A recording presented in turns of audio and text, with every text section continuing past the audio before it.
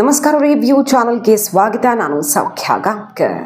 JDU Nitish ಕುಮಾರ್ಗೆ BJP big shock. ಈಗ ಒಳಗೊಳಗೆ ಮಹತ್ವದ ಬೆಳವಣಿಗೆಯೊಂದು ಆಗ್ತಾ ಇದೆ. ಹಲವು ಆಪರೇಷನ್ಗಳ ಮೂಲಕ ಬಿಜೆಪಿ ಟೀಕೆ ಟಿಪ್ಪಣಿಗೆ ಗುರಿಯಾಗಿರಬಹುದು, ಆದರೆ ಅದರಿಂದ ಅಷ್ಟೇ ಅನುಕೂಲ ಕೂಡ ಆಗಿದೆ. ನಿತೀಶ್ ಕುಮಾರ್ 24ರ ಚುನಾವಣೆಯಲ್ಲಿ NDA ಸೇರದೇ ಇದ್ದಿದ್ರೆ ಒಂದು ರೀತಿಯಲ್ಲಿ ಸಂಕಷ್ಟ ಇರ್ತಿತ್ತ. ಈಗ TDP ಮತ್ತು JDU ಎರಡು ಆಧಾರ ಸ್ತಂಭಗಳಾಗಿರೋದು. NDA ಅಧಿಕಾರದಲ್ಲಿ ಸುಸ್ಥಿರವಾಗಿ ಉಳ್ಕೊಳ್ಳೋದಕ್ಕೆ. ಹೀಗಿರುವಾಗ ಈಗ ನಿತೀಶ್ ಕುಮಾರ್ಗೆ ಶಾಕ್ ಎದುರಾಗಿದೆ. ಏನಿದು ಹಾಗಾದ್ರೆ ಆಪರೇಷನ್ ಸೀಕ್ರೆಟ್?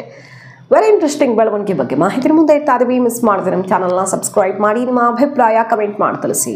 ವೀಕ್ಷಕರೇ, ಜನವರಿ ಬರ್ತಾ ಇದ್ದ ಹಾಗೆ ಇನ್ನೇನು ಡೆಲ್ಲಿ ಎಲೆಕ್ಷನ್ ಬರುತ್ತೆ. ಅದಾಗಿ ಕೆಲವು ತಿಂಗಳಲ್ಲಿ ಅಂದರೆ 2025ರ ಕೊನೆ, ಕಂಪ್ಲೀಟ್ ಕೊನೆ ಅಲ್ಲ, ಇನ್ನೊಂದು ವರ್ಷನೂ ಬಾಕಿ ಇಲ್ಲ. ಅಕ್ಟೋಬರ್ ಬಳಿಕ ಅಲ್ಲಿ ಚುನಾವಣೆ ಬಂದುಬಿಡುತ್ತೆ. ಬಿಹಾರದಲ್ಲಿ ಚುನಾವಣೆಗೆ ಇನ್ನೊಂದು ವರ್ಷನೂ ಇಲ್ಲ. ಈ ಹೊತ್ತಲ್ಲಿ ಭಾರಿ ಬೆಳವಣಿಗೆಗಳಾಗ್ತಿರೋದು. ಅಮಿತ್ ಶಾ ಈಗ ನಿತೀಶ್ ಕುಮಾರ್ಗೆ ಶಾಕ್ ಕೊಟ್ಟಿದ್ದಾರೆ. ಏನಂತ? ನಿತೀಶ್ ಕುಮಾರ್ ನೇತೃತ್ವದಲ್ಲಿಯೇ ಎಲೆಕ್ಷನ್ಗೆ ಹೋಗ್ತೀರಾ?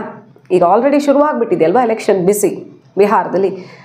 ಮತ್ತೊಮ್ಮೆ ನಿತೀಶ್ ಕುಮಾರ್ ನೇತೃತ್ವದಲ್ಲಿ ಹೋಗ್ತೀರಾ ಅಂದರೆ ಅವರನ್ನೇ CM ಮಾಡ್ತೀರಾ ಅನ್ನೋ ಪ್ರಶ್ನೆಗೆ ಇನ್ನೂ ತೀರ್ಮಾನ ಆಗಿಲ್ಲ ಅನ್ನುವ ಬಗ್ಗೆ ಹಿಂಟನ್ನು ಕೊಟ್ಟಿದ್ದಾರೆ. ಅಂದರೆ NDA ಒಳಗಡೆ ಇದ್ರ ಬಗ್ಗೆ ಎಲ್ಲ ಮಾತುಕತೆ ಆಗುತ್ತೆ, ಫೈನಲ್ ಆದಮೇಲೆ ನಾವು ಮೀಡಿಯಾಗೆ ತಿಳಿಸ್ತೀವಿ ಅನ್ನುವ ಮೂಲಕ ಇನ್ನೂ ಫೈನಲ್ ಆಗಿಲ್ಲ, ಆ ಬಗ್ಗೆ ಅಂತಿಮ ನಿರ್ಧಾರ ಆಗಿಲ್ಲ ಅನ್ನೋ ಅವರ ಸ್ಟೇಟ್ಮೆಂಟ್ ಸಂಚಲನ ಸೃಷ್ಟಿ ಮಾಡ್ತು. JDU ಅಲ್ಲಲ್ಲೇ ಕುದಿಯೋ ರೀತಿ ಮಾಡ್ತು.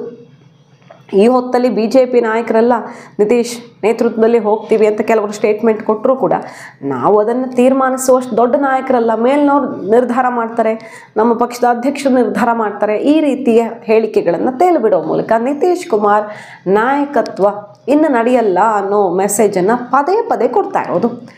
ಒಂದು ಕಡೆ ಹೇಳ್ತಾರೆ BJPಯ ಮಿನಿಸ್ಟರು ನಿತೀಶ್ ಕುಮಾರ್ ಅವರು ಬಹಳ ಚೆನ್ನಾಗಿ ಕೆಲಸ ಮಾಡಿದ್ದಾರೆ, ಅವ್ರಿಗೆ ಭಾರತ ರತ್ನದಂತಹ ಕೊಡುಗೆಯನ್ನು ಕೊಡಬೇಕು ಅಂತ.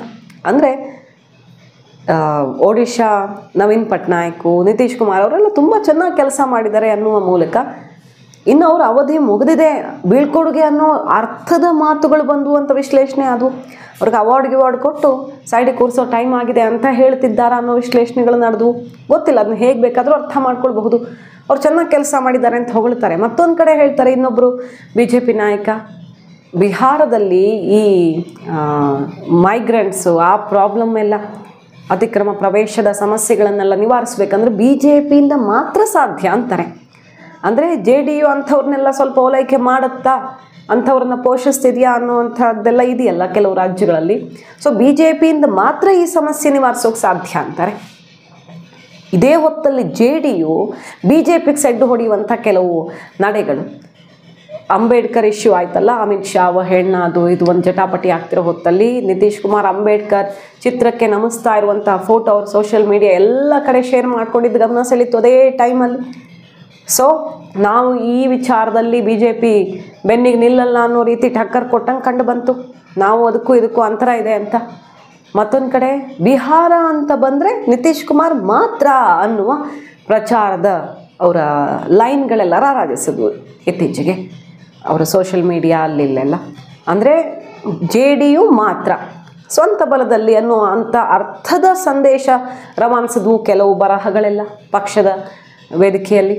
ಹಾಗಾಗಿ JDU ನಿರ್ಧಾರ ಏನು, ನಿತೀಶ್ ಕುಮಾರ್ ಮತ್ತೊಮ್ಮೆ ಜಂಪ್ ಮಾಡ್ತಾರಾ, BJP ಜೊತೆಗೆ ಇರಿಸುಮುರುಸಾಗಿದೆ ಅನ್ನೋ ಬೆಳವಣಿಗೆಗಳಾಗ್ತಿರೋ ಹೊತ್ತಲ್ಲೇ BJPನೇ ಶಾಕ್ ಕೊಡ್ತಿದೆ. ಅವರ ನೇತೃತ್ವದಲ್ಲಿಯೇ ಎಲೆಕ್ಷನ್ಗೆ ಹೋಗ್ತೀವ ಅನ್ನೋದು ಇನ್ನೂ ನಿರ್ಧಾರ ಆಗಿಲ್ಲ ಅಂತ ಅಮಿತ್ ಶಾ ಅವರು ಫೈನಲ್ ಮಾಡಿದ್ಮೇಲೆ ಮೀಡಿಯಾ ಮುಂದೆ ಇಡ್ತೀವಿ ಅನ್ನುವ ಮೂಲಕ. ಮತ್ತೊಂದು ಕಡೆಗೆ ನಿತೀಶ್ ಕುಮಾರ್ ಅವ್ರಿಗೆ ಆಘಾತದ ವಿಚಾರ ಏನಪ್ಪ ಅಂತ ಕೇಳಿದ್ರೆ, ನಿತೀಶ್ ಕುಮಾರ್ ಪರಮಾಪ್ತರು ಅಂತಿದ್ದಾರಲ್ಲ, ಅತ್ಯಾಪ್ತರು, ಅವರೀಗ BJPಗೆ ಸಿಕ್ಕಾಪಟ್ಟೆ ಕ್ಲೋಸ್ ಆಗಿದ್ದಾರಂತೆ. ಈಗ ಕೆಲವರೆಲ್ಲ ಕೇಂದ್ರ ಮಂತ್ರಿಗಳಾಗಿದ್ದಾರೆ, ಸಂಸದರು ಯಾರ್ಯಾರು ಆಯ್ಕೆ ಆಗಿದ್ದಾರೋ ಅವರನ್ನೇ BJP ಬಹಳ ಹತ್ತಿರಕ್ಕೆ ಸೆಳೆದಿದೆ ಅನ್ನೋ ಸುದ್ದಿ ಕೇಳಿ ಬರ್ತಿದೆ.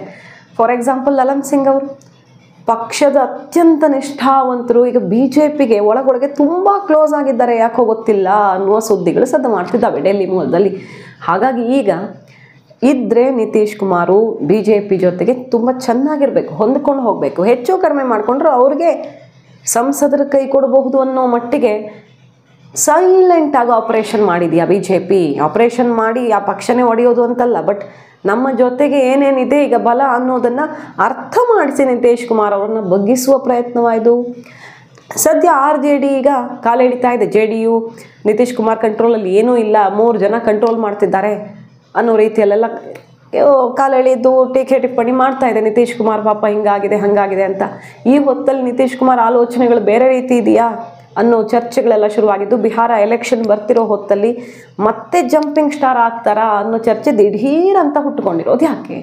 BJP ಅಂತಹ ಆಲೋಚನೆಯಲ್ಲಿದ್ದರೆ JDUಗೆ ನಮ್ಮ ಪ್ಲ್ಯಾನ್ B ರೆಡಿ ಇದೆ ಅನ್ನುವ ಎಚ್ಚರಿಕೆ ಸಂದೇಶ ಕೊಟ್ಟಂಗೆ ಕಾಣಿಸ್ತಾ ಇದೆ. ಸೊ ಕಾದು ನೋಡಬೇಕು. ಬಿಹಾರ ಪಾಲಿಟಿಕ್ಸಲ್ಲಿ ಕಂಡು ಕೇಳರಿಯದ ಬೆಳವಣಿಗೆಗಳಾಗಬಹುದು. ಆದರೆ ಈ ಸಲ BJP ತನಗೆ ಟೆನ್ಷನ್ ಆಗದಿರೋ ರೀತಿಯಲ್ಲಿ ಪ್ಲ್ಯಾನ್ B ರೆಡಿ ಮಾಡ್ಕೊಂಡಿದೆ ಅನ್ನೋದಂತೂ ಕ್ಲಿಯರ್.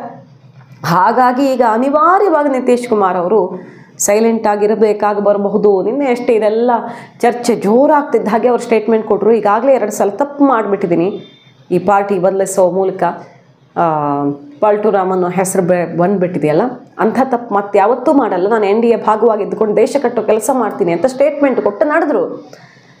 ಮುನಿಸು ಬೇಸರ ಎಲ್ಲ ಕಾಣಿಸ್ತಿದ್ರು ಕೂಡ ನಾನು ಆ ತಪ್ಪನ್ನು ಮತ್ತೆ ರಿಪೀಟ್ ಮಾಡಲ್ಲ ಎಂದಿಗೂ ಅನ್ನುವ ಮಾತಾಡಿ ನಡೆದಿದ್ದು ಎಲ್ಲದಕ್ಕೂ ಫುಲ್ ಸ್ಟಾಪ್ ಇಟ್ಟಿರಲ್ಲ ಅಂತ ಅನಿಸಿದ್ರು ಕೂಡ ಬಿಹಾರ ಪಾಲಿಟಿಕ್ಸಲ್ಲಿ ಸದ್ದಿಲ್ಲದೆ ಬಹಳಷ್ಟು ಬೆಳವಣಿಗೆಗಳಾಗ್ತಿರೋದು ನಿಜ. ಕಾದು ನೋಡೋಣ. ಮಾಹಿತಿ ನಿಮ್ಗೆ ಇಷ್ಟ ಆಗಿದ್ರೆ ಮಿಸ್ ಮಾಡಿದ್ರೆ ನಮ್ಮ ಚಾನಲ್ನ ಸಬ್ಸ್ಕ್ರೈಬ್ ಮಾಡಿ, ನಿಮ್ಮ ಅಭಿಪ್ರಾಯ ಕಮೆಂಟ್ ಮಾಡಿ ತಿಳಿಸಿ. Thank you.